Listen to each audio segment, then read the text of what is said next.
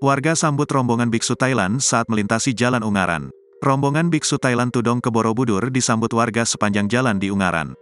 Rombongan beku atau biksu asal Thailand yang melakukan tudong atau ritual jalan kaki mulai memasuki wilayah Ungaran, Kabupaten Semarang, Senin, tanggal 29 Mei tahun 2023, sekitar pukul 14 waktu Indonesia Barat. Sebanyak 32 orang yang juga disebut Bante tersebut tengah melakukan perjalanan dengan tujuan Komplek Borobudur, Kabupaten Magelang.